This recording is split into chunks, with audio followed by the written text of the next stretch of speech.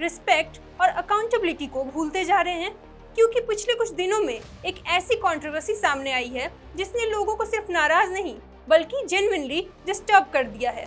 और सबसे बड़ा सवाल तो ये है कि क्या लोग डार्क ह्यूमर के नाम पर अपनी बाउंड्रीज और लोगों की रिस्पेक्ट को भूलते जा रहे हैं, क्योंकि ऐसा लग रहा है कि कॉमेडी शोज अब लिटरली लाइन क्रॉस कर रहे हैं।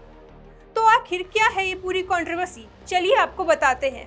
पूरी कहानी शुरू होती है एक शो के एक वायरल क्लिप से, और बीच में बार बार सिर्फ एक ही नाम सामने आ रहा है, प्रणीत मोरे का शो। बिग बॉस फेम और कॉमेडियन प्रणीत मोरे का रिसेंटली एक शो इंटरनेट पर तेजी से वायरल हो रहा है, और इस शो ने इंटरनेट पर लिटरली वॉर शुरू कर दी है। शो के दौरान गुरुग्राम के 23 साल के हिमांशु जांगड़ा ने अपनी डेट एक्सपीरियंस शेयर की।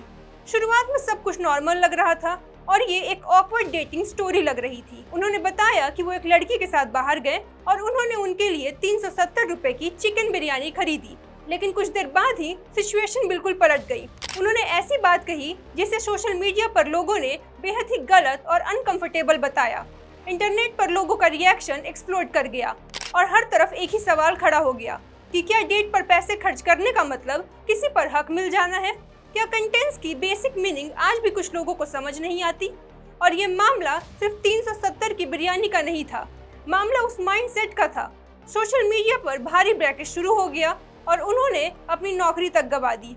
पब्लिक अपॉलॉजी आई, सोशल मीडिया अकाउंट डीएक्टिवेट करने की खबरें सामने आई।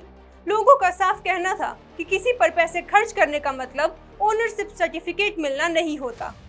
लेकिन फिर कहानी ने दूसरा टर्न लिया। जब लोगों को लगा कि कंट्रोवर्सी धीरे धीरे सेटल होने लगी है, तभी उस शो से एक और क्लिप सामने आई, और इस बार कन्वर्सेशन एक यंग लेडी डॉक्टर के साथ थी। डिस्कशन मेडिकल रूम, डिसेंशन और मेल डेड बॉडी पार्ट के कंटेंट्स में चल रहा था। और फिर कन्वर्सेशन एक ऐसा पॉइंट पर पहुंच गया जहां मेल डेड बॉडी के प्राइवेट पार्ट्स और बॉडी साइज को लेकर जोक होने लगे। कुछ लोगों को कुछ सेकंड के लिए लगा कि शायद इसका कंटेक्स्ट कुछ अलग होगा, लेकिन नहीं।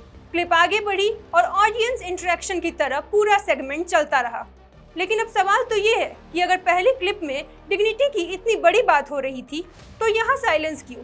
अगर किसी के बारे में डिसरिस्पेक्टफुली बात करना गलत है, तो क्या डेड बॉडी पर जोक एक्सेप्टेबल है? अगर रिस्पेक्ट प्रिंसिपल है, तो कंटेक्स्ट देखकर क्यों बदल रहा है? और अगर आउटरीच इतना पावरफुल वेपन है, तो उसका यूज सिलेक्टिव क्यों हो रहा है? और फिर डिस्कशन और भी अनकंफर्टेबल हो गया। लोगों ने कंपैरिजन शुरू कर दिया। पहली बार कंट्रोवर्सी में एक इंसान को इतना ब्लैकेस मिला कि उसकी पर्सनल लाइफ, करियर तक इम्पैक्ट पड़ा। और दूसरी तरफ कई लोगों ने पूछा कि दूसरी क्लिप पर वैसा पब्लिक प्रेशर क्यों नहीं दिख रहा। शायद कई लोग तो उन डॉक्टर का नाम भी नहीं जानते होंगे। एक तरफ इतना बड़ा एक्शन कि नौकरी तक चली गई, और दूसरी तरफ सवाल उठाना तो दूर बल्कि सोशल मीडिया पर फॉलोअर्स बढ़ रहे हैं। तो क्या इंटरनेट का आउटेज यूनिवर्सल नहीं बल्कि सिलेक्टिव है? क्या एक रिएक्शन कंटेंट देखकर आता है या फिर स्पीकर का जेंडर देखकर? और फिर सवाल प्लेटफॉर्म पर भी उठता है, क्योंकि दोनों मामलों में शो वही था, होस्ट वही थे और प्लेटफॉर्म भी वही था। तो लोगों ने पूछा कि अगर लाइव में कंट्रोवर्शियल बातें हुई तो बाउंड्रीज वहीं पर सेट क्यों नहीं की गई, बल्कि इन दोनों कन्वर्सेशंस को कॉमेडी वे में लिया गया। और होस्ट प्रणीत मोरे खुद इस पूरी कन्वर्सेशन का हिस्सा बन रहे थे। तो अगर मूवमेंट ऑकवर्ड था, तो अपलोड से पहले ही एडिट में इसे हटाया क्यों नहीं गया? अगर कंटेंट सेंसिटिव था, तो ऑफिशियल हैंडल से इसे बाहर आने क्यों दिया गया?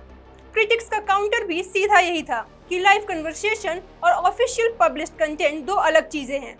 जो एक्सीडेंट होता है उसे अपलोड के बाद वो एडिटोरियल डिसीजन में हटा सकते हैं। अब ये मामला 370 रुपए की बिरयानी या सिर्फ डॉक्टर वाली क्लिप का नहीं रहा। सवाल ये है कि कॉमेडी का मतलब आज की मॉडर्न वर्ल्ड के लिए क्या है, और ये भी कि अकाउंटेबिलिटी यूनिवर्सल है या मूड बेस्ड, रिस्पेक्ट सिलेक्टिव है या कंस्टेंट, और क्या वायरल होने की रेस में बाउंड्रीज इतनी ब्लर हो चुकी हैं कि लोग शौक को भी एंटरटेनमेंट समझने लगे हैं, क्योंकि ये दोनों टॉपिक्स ही अनएक्सेप्टेबल थे। तो एक्शन सिर्फ एक पर क्यों? Is this the kind of equality we want? क्योंकि बात सिंपल है, कंस्टेंट अगर प्रिंसिपल है तो सबके लिए, डिग्निटी अगर वैल्यू है तो सबके लिए, और रिस्पेक्ट अगर डिमांड है तो सिलेक्टिव नहीं हो सकती। और अब एक सवाल आपसे कि जब प्लेटफॉर्म सेम, कंट्रोवर्सी भी सेम, तो जजमेंट डबल स्टैंडर्ड्स में क्यों?